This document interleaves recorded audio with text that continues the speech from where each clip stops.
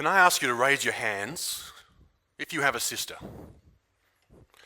Great. Now leave your hand up. Raise the other hand up if you also have a daughter. You don't have a daughter? Okay, keep both of them up. Now, if you have a mum, raise your knee. Right. I think all of us have at least one body part in the air. Thank you. Sadly, statistics tell us that either your mother, sister, or daughter will be physically or sexually abused in her lifetime. Violence against women has become so endemic that the United Nations now calls it the most systematic and pervasive human rights abuse in the world. The United Nations estimates that in the next 12 months, over 1 billion women will be raped or sexually brutalized. What the hell is going on? Why are men violent to women? Quite simply, because they can. Because they get away with it. Because for 2,000 years, institutionalized misogyny has made it acceptable to abuse women behind closed doors, and in some cultures, even in public. If we can accept that our legal structures, our institutions, our belief systems, our religions have been overwhelmingly created, interpreted, and implemented by men, well then are we living in a man's world? Who thinks we're living in a man's world? Most of us? Well, for those who don't agree, you're probably privileged. And what do I mean by that? Privilege theory explains that for those of us who have always had access to privilege, for those of us for whom the doors have always opened, we're not aware that we're privileged because that has just been our experience. So to give you an example of this, if you ask 10 men, guys, what do you do on a daily basis to avoid being sexually harassed? Exactly. They'll look at you and they'll probably laugh. You ask 10 women the same question. They'll think for a moment and say, yes, of course. There's at least 10 things that we need to do. Oh yes, I'll walk in my car keys in my hands at night. I'll cross the street if there's a group of men on one side. I won't jog alone. I won't wear a short skirt out. Why? Because if I have to walk home alone, I might become a victim and then I'll be told it was somehow my fault. I'll keep my porch light on. I'll look around before I close my door. There's at least a dozen things women are made to believe they need to do to keep themselves safe. Now, why is this normal? If men had to live under these conditions, we'd be up in arms. How can we live like this, we would say. Women have been living like this under the threat of male violence for thousands of years. And it's become so much a part of what we perceive to be normal, we don't even question it anymore. So how normal is it? Well, 1 in 3 women in their lifetimes will be physically or sexually abused. 1 woman a week in this country is killed by her partner, by the man who's supposed to be loving and protecting her. Is there any greater betrayal possible? You walk into a business where there are 30 women. 10 of them will have been victims of physical or sexual violence. 10 of at least unwanted comments or touching. 6 will be survivors of a rape or an attempted rape, and 6 will have experienced a domestically abusive relationship. Again, what is going on? Any one of these women could be our sister, our mother, our daughter. Where are the men? It is now understood that to create meaningful change in this issue, there is one solution, and that solution is men. To give you a little theory to understand how we got to this point, the difference between sex and gender. So sex is purely biological. You are either born a boy or a girl. There's not a lot you can do about that unless you spend a lot of money. But your gender is where it gets interesting. That's how you relate to being a boy or a girl, a man or a woman. What it means to be a man in Australia, like anywhere in the world, is merely a social construct. It looks different, it sounds different, it feels different to what it means to be a man in India, in parts of the Middle East, in Italy.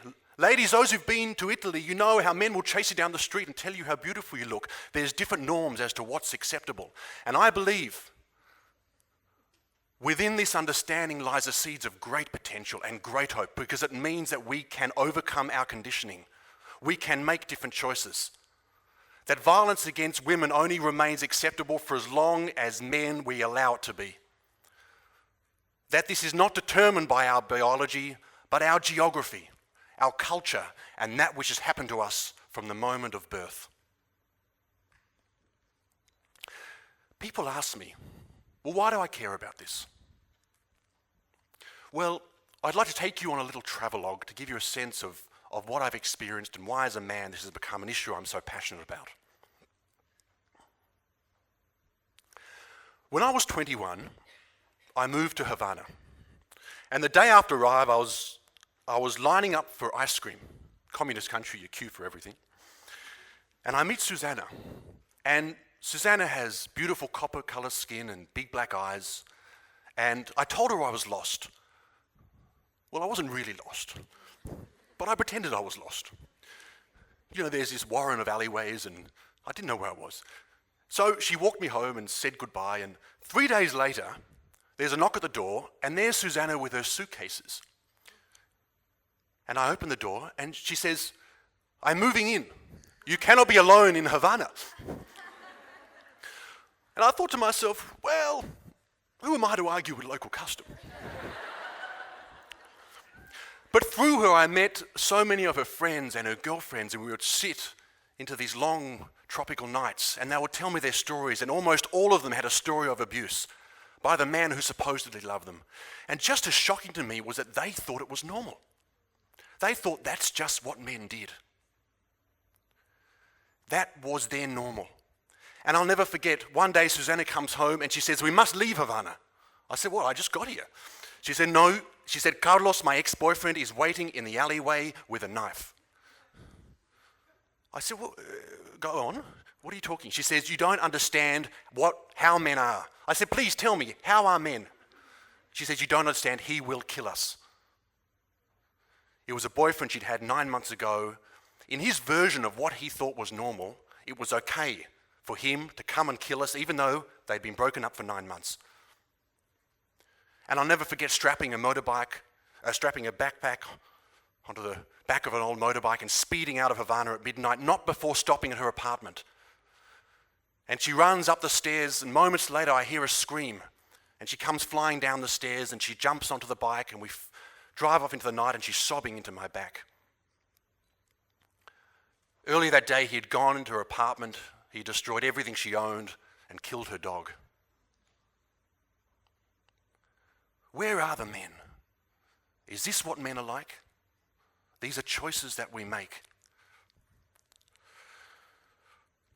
I was in Burmese refugee camps recently, and I met these two beautiful Karen Indigenous girls. And I sat with their grandmother and their mother, and I said, "What do you wish for your girls?" And there was nothing but sadness in their eyes. And I worked out, not long after, that many girls had been trafficked from this camp and from this community. That desperate poverty leads people to make desperate choices, especially in cultures where women and girls are not valued to start with. And they often end up in places like this. Kamathipura, Mumbai, India, the largest red light district in Southeast Asia. And I sat with one of these girls and they told me their stories. None of us can even fathom what it could possibly be like. A 9-year-old girl, and she tells me she was sold, the family was poor, her uncle decided she must go, and a week later she finds herself in a place like this, being forced to have sex with up to 12 men a day. If she doesn't, she gets beaten. There are over 1 million women and girls trafficked transnationally across borders in Southeast Asia. I just wonder if a man who's about to sleep with one of these girls, and girls they are, sometimes as young as 8, if he could hear her story and understand what he's taking part in before he spends his $2, which is about what it costs, would he make a different choice? I would like to think that he would at least think twice. And we cannot allow ourselves the illusion that this is a first world, third world situation. In the US, in the next 12 months, over 1 million women will be raped. Every 9 seconds, a woman is beaten by a man. And I was invited in March, it was an honour, to the Women in the World Summit. And there I am with some of the most influential, inspiring women in the world. There's about 2,000 women and about 20 men. And I'm thinking, where are the men? Unless men engage with this issue, there will not be meaningful change. And Hillary Clinton stands up. And she draws a line in the sand. And she says these acts are not cultural, they are criminal. That it is criminal to cut off a girl's clitoris. It is criminal to wrap a woman in a tent and hide her away from public life. It is criminal to deny girls access to education. It is criminal to commit feticide, to drown girls because cultures believe that boys bring them better luck. And Laima Gwalbi, a Liberian women's rights activist and Nobel Peace Prize winner, she stands up and she says, where are the angry women? And I'm standing here today and I'm saying, where are the angry men? Where is men's roar? Not for the football, but for what really matters. Where is men's roar? When that which we would never allow happen to our sister, our mother, our daughter, where is men's strength that they are so prided for and we hold so dearly when it is truly needed?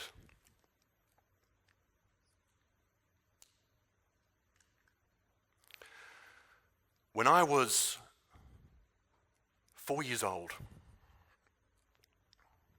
I wanted to sit with the girls,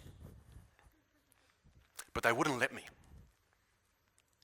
And I had to wait a couple of years until finally they did.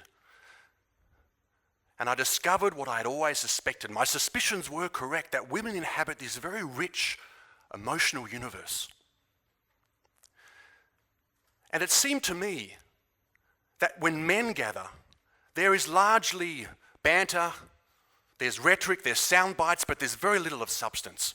When women gather, they share their emotional truth. They seek solace in their connections with other women. And they search for understanding and for meaning. And my sense is there is deep healing that takes place in those moments that largely men miss out on, and I feel that we are so much poorer for it because we have not been given the tools and we have not been given the language to connect in that way. Are we to greater or lesser extents, all as men, emotionally constipated? Does this lead to frustration? Does this lead to violence?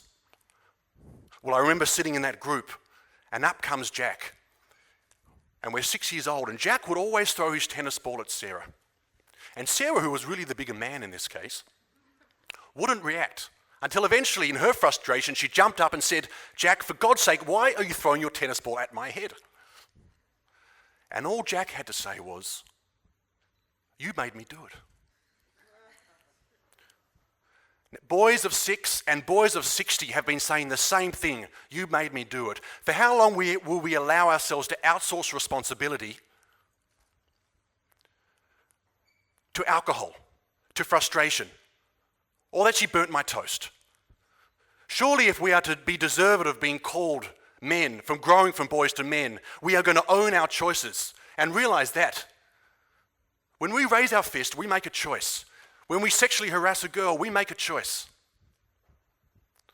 When we continue after a woman has said no, we make a choice that we are responsible for the lives we have created. We are responsible for the love we've created in our lives as much as we are responsible for the trail of destruction.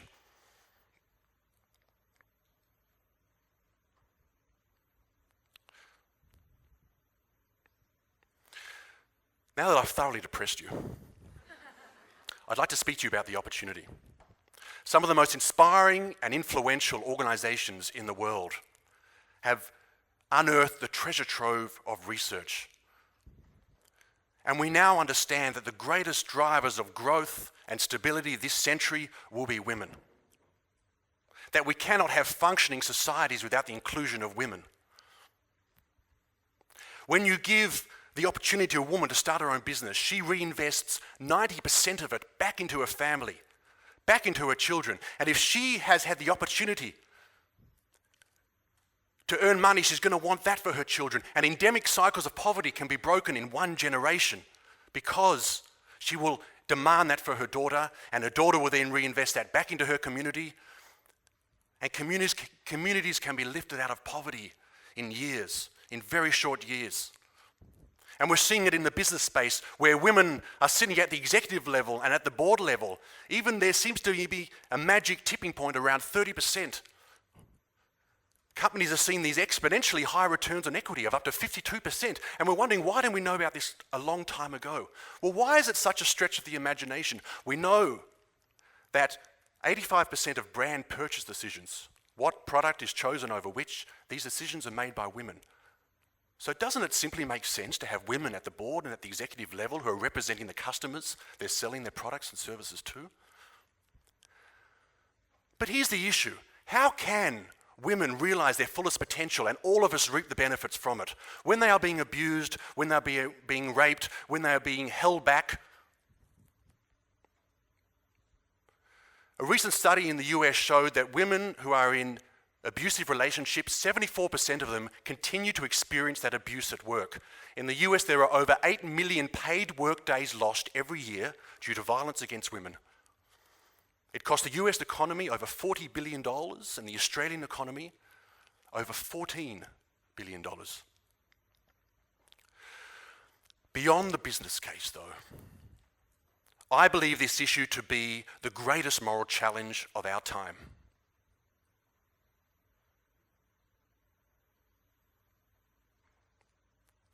Within every woman's eyes shines the latent potential of the next generation. Isn't it time that we relearnt how to deeply respect women and to roar for their protection and unfettered access to the privileges men have long enjoyed?